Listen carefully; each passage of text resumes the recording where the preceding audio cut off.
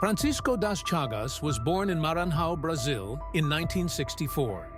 His childhood and youth were marked by extreme poverty and family instability. Abandoned by his father at the age of 4, he was raised by his mother and other relatives in an environment of domestic violence and neglect.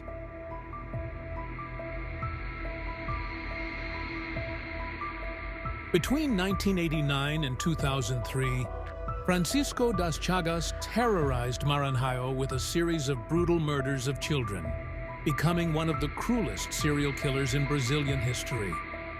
His crimes were characterized by extreme violence, sadism, and coldness. Das Chagas acted with premeditation and meticulousness, selecting his victims in peripheral and low-income areas.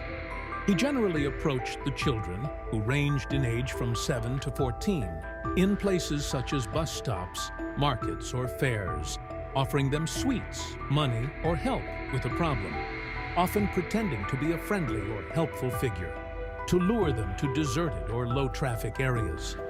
Once under his power, Francisco das Chagas would tie them up, gag them, and torture them using various methods, such as burns, cuts, and blows. In some cases, the victims were also raped. The final act of his cruelty was emasculation, carried out with extreme brutality and coldness, using instruments such as knives, scissors, or pieces of wood.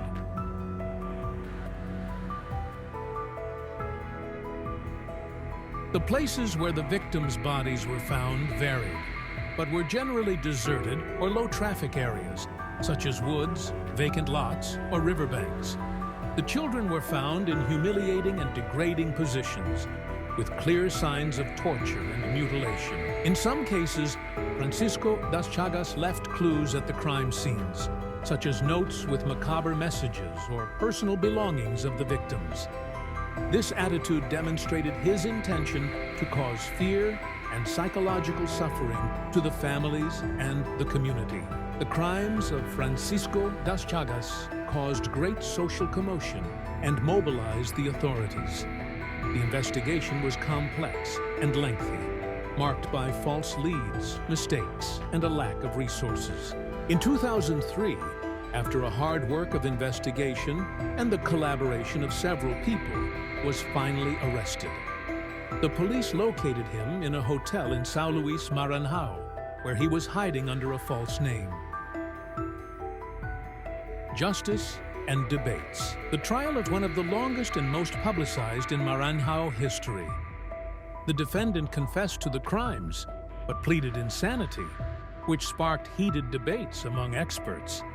In 2004, he was sentenced to 580 years in prison for the murder and mutilation of 28 boys. The motivations of Francisco das Chagas for the crimes were never fully clarified. It is believed that he suffered from serious psychological disorders, such as psychopathy and sadism, which led him to commit acts of extreme cruelty and violence against children. Some experts also suggest that his troubled childhood, marked by abandonment, neglect, and violence, may have contributed to the development of his distorted and criminal personality. The case of Francisco das Chagas presents some similarities with the case of the Altamira mutilated boys, which occurred in Para between 1989 and 1992. Both cases involved the murder and emasculation of children in a context of extreme brutality. Although the investigations of the cases of Francisco das Chagas and the Altamira mutilated boys were carried out separately, there are indications that suggest a possible connection between the two serial killers. Both cases presented a similar modus operandi, with the selection of children as victims, the use of torture and extreme violence, and emasculation as the final act.